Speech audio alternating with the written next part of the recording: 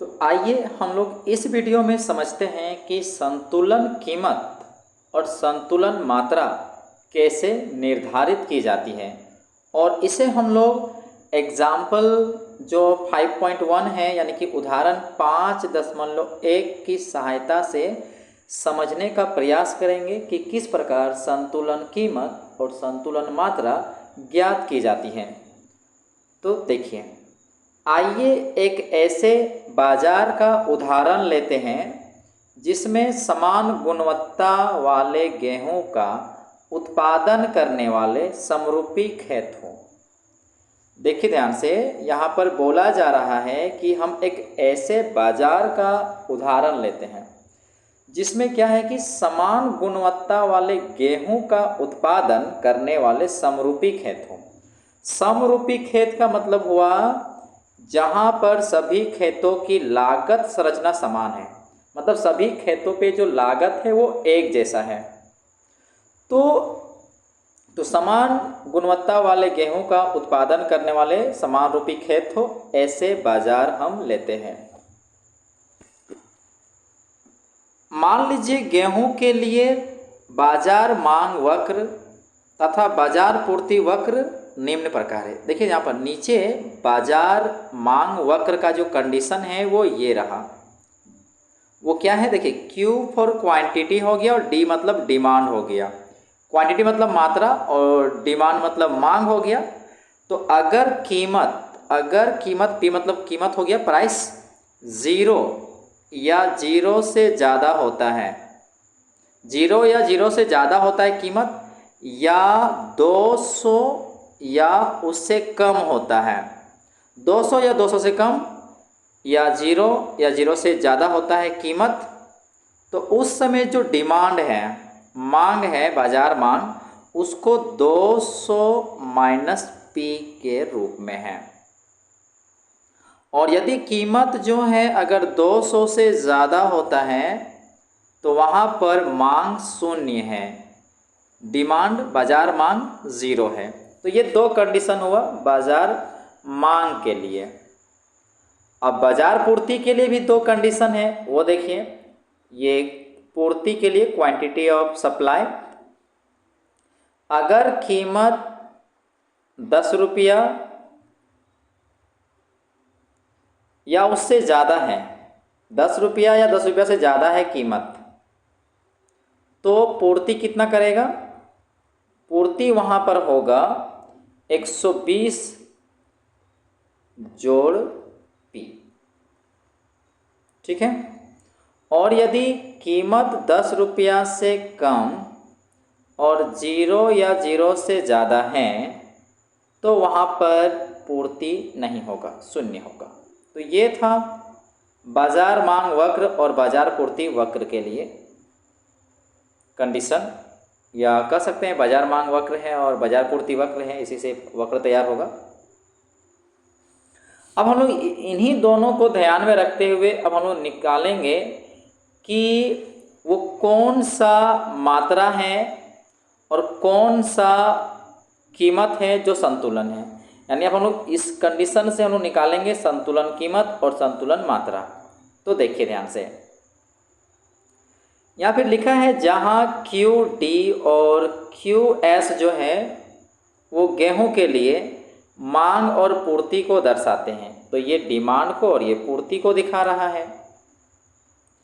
P जो है वो क्या है, गेहूं की प्रति किलोग्राम कीमत रुपयों में दर्शाता है। यानी P जो है वो कीमत है गेहूं का और प्रति किलोग्राम कीमत है और वो रुपये में दिखा रहा है। क्योंकि संतुलन कीमत पर बाजार रिक्त हो जाता है, यह हम लोग पहले से ही जानते हैं कि संतुलन कीमत पर बाजार रिक्त हो जाता है, मतलब बाजार पूर्ति और बाजार मांग बराबर हो जाता है। उसी को कहा जाता है कि बाजार रिक्त हो जाता है, मतलब बाजार पूर्ति और बाजार मांग समान होता है।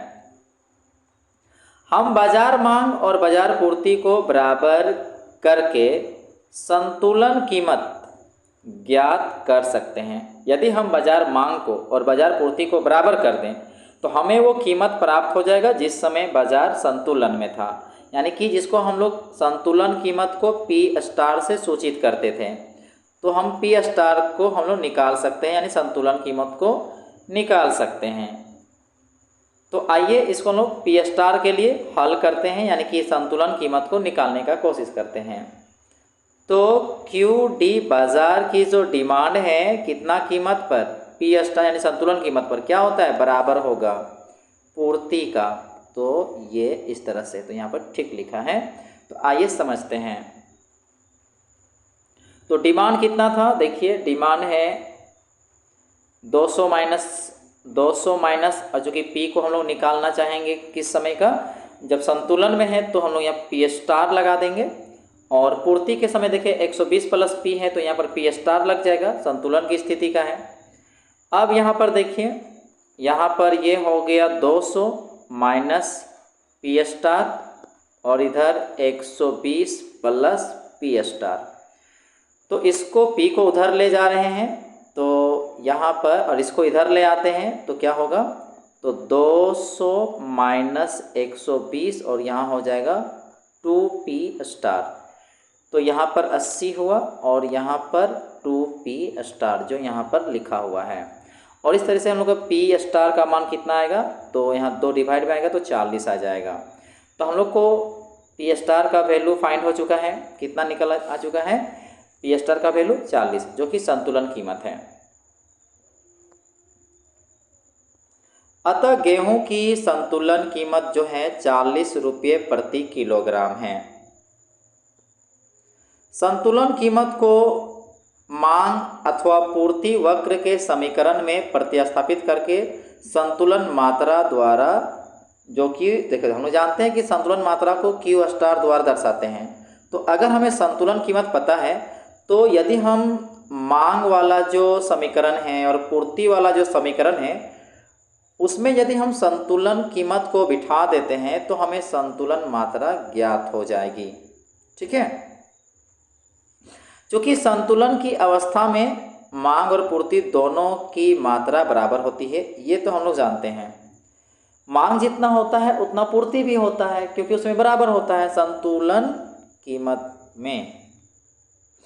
तो आइए, तो डिमांड कितना होगा, क्वांटिटी ऑफ डिमांड, वो क्वांटिटी जिस समय संतुलन का है उस समय के बराबर होगा।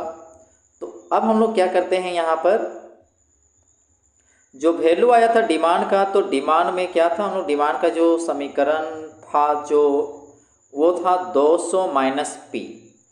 तो चूँकि पी तो हम लोग संतुलन वाला लेंगे, तो वही चीज़ यहाँ पर संतुलन कीमत कितना था 40। तो 200 माइनस 40, तो यहाँ पर निकला 160, यानी 160 जो है वो बाजार मांग है। अब इसी तरीके से हम लोग वैकल्पिक रूप से हम लोग अब निकाल सकते हैं बाजार की पूर्ति का। तो क्यू एस बराबर क्यू स्टार, क्योंकि संतुलन के समय का बात है। तो जो कि हम लोग देखे थे उसका जो था वो 120 प्लस पी था, तो यहाँ पर पी स्टार लगेगा संतुलन के समय, तो यहाँ पर 160 आया। तो बिल्कुल यहाँ जांच सकते हैं, देखिए संतुलन था तो देखिए उस समय बाजार मांग और बाजार पूर्ति देखिए बराबर है, यानी कि 40 जब रुपया कीमत होगा तो उसी समय संतुलन की स्थिति देखने को मिल रहा है, क्योंकि यहाँ पर देखिए जांच हो चुका है कि बाजार मांग और बाजार पूर्ति बराबर है 160 पर। पी स्टार की तुलना में कम कीमत पर। अब जरा सोचते हैं कि अगर कीमत कम होता संतुलन कीमत से, यानी कि पी स्टार से कीमत कम होता, मान लीजिए P1 25 रुपया है, जो कि देख सकते हैं यहाँ पर संतुलन कीमत 40 से कम है, तो क्या आएगा जांचते हैं। तो डिमांड जो था वो 200 माइनस पी था, तो पी की जगह 25 बैठा दिए, तो बाजार का जो डिमांड है मांग है वो 175 आ रहा है, और जब हम पूर्ति में बैठाते हैं तो कितना आ रहा है 145। तो आप यहाँ देख सकते हैं दोनों डिफरेंट हैं, तो संतुलन तो होगा ही नहीं, क्योंकि डिमांड ज़्यादा है और पूर्ति कम हो रहा है। अतः जब कीमत कितना है P1 का वैल्यू, जब कीमत का वैल्यू 25 पर, क्या देखते हैं कि डिमांड ज़्यादा है पूर्ति की तुलना में, सप्लाई की तुलना में, जिससे अभिप्राय है कि इस कीमत पर अधिमांग है, मतलब मांग ज़्यादा है इस कीमत पर। तो बीजगणितीय रूप में अधिमांग यानी कि एक्सेस डिमांड इस प्रकार दर्शाया जा सकता है। कैसे दिखाएंगे? तो एक्सेस डिमांड जो होगा वो डिमांड माइनस जो होगा बाजार की जो डिमांड है, मांग है, उसमें घटाएंगे बाजार की पूर्ति। तो कैसे निकलेगा? तो हम लोग इक्वेशन बैठाते हैं। यहाँ पर था 200 माइनस पी और फिर यहाँ माइनस पी, क्यू एस के लिए कितना था 200 प्लस पी। तो यहाँ पर 200 माइनस पी, फिर यहाँ 120 माइनस में, फिर यहाँ माइनस पी। तो यहाँ पर कितना आ जाएगा? तो यहाँ पर हो जाएगा 80 माइनस 2p। तो ये रहा अधिमांग के समय जो समीकरण जो आएगा, तो वो ये आएगा। ध्यान दीजिए यहाँ पर कि उपयुक्त अभिव्यक्ति से स्पष्ट है कि जब पी स्टार से कम कीमत था, तो पी स्टार से यानी कि 40 रुपये से कम किसी भी कीमत के लिए अगर हम बात करेंगे, 40 से कम किसी भी कीमत के लिए अधिमांग सकारात्मक होगी, यानी कि वहाँ अधिमांग की वैल्यू पॉजिटिव वैल्यू में आएगा और वहाँ अधिमांग देखने को ही मिलेगा पी स्टार से कम कीमत पर। इसी प्रकार पी स्टार से अधिक कीमत पर जांचते हैं। अब मान लेते हैं वो कीमत P2 है और वो 45 रुपया ले रहे हैं इस बार। तो यहाँ देखिए, अब हम लोग निकालते हैं बाजार की जो मांग है, डिमांड जो है, वो इक्वेशन में बैठा दे रहे हैं। तो 200 माइनस पी का वैल्यू 45, तो कितना आ रहा है 155 आ रहा है। तो बाजार जो मांग है, जब कीमत 45 है तो कितना आता है 155 आ रहा है। अब चलो पूर्ति में भी देखते हैं। तो पूर्ति में बाजार पूर्ति कितनी होगी? तो 120 प्लस पी था, तो पी के जगह कितना बैठेगा 45 बैठा देते हैं, क्योंकि इस बार 45 लेना है। तो कितना आ रहा है 165। तो आप यहाँ देख सकते हैं कि पूर्ति इस बार ज़्यादा है और डिमांड कम है। तो अतः इस कीमत पर जो है क्वांटिटी ऑफ सप्लाई जो है वो ज़्यादा है क्वांटिटी ऑफ डिमांड से, अर्थात यहाँ पर अधिक पूर्ति देखने को मिल रहा है। यानी कि बीजगणितीय रूप से अधिपूर्ति यानी कि एक्सेस सप्लाई इस प्रकार व्यक्त किया जा सकता है। तो एक्सेस सप्लाई कैसे लिखेंगे? तो वो इस बार सप्लाई में घटेगा डिमांड। तो सप्लाई कितना था 120 प्लस पी, उसमें घटेगा 200 माइनस पी। तो यहाँ पर 200 और यहाँ माइनस माइनस प्लस पी, तो यहाँ कितना आएगा? यहाँ पर आपका आएगा 2p माइनस 80, जो यहाँ पर लिखा हुआ है। ध्यान दीजिए, उपयुक्त जो अभिव्यक्ति से ये स्पष्ट है कि जब पी स्टार की वैल्यू से अधिक किसी भी कीमत के लिए अधिपूर्ति सकारात्मक होगी। अगर कीमत संतुलन कीमत से ज़्यादा है, यानी कि 40 रुपये, अगर इस क्वेश्चन के हिसाब से चलें तो अगर 40 रुपया से अगर ज़्यादा होता है तो वहाँ पर किसी भी कीमत जो 40 रुपये से ज़्यादा है वहाँ पर अधिपूर्ति ही देखने को मिलेगा, अधिपूर्ति सकारात्मक होगी। अतः पी स्टार से अधिक किसी भी कीमत पर अधिपूर्ति होगा और पी स्टार से कम किसी भी कीमत पर अधिमांग होगा। मतलब पी स्टार माने संतुलन कीमत, तो संतुलन कीमत से अधिक पर क्या होगा? अधिक पर आपका अधिपूर्ति देखने को मिलेगा और संतुलन कीमत से कम पर क्या होगा? अधिमांग होगा।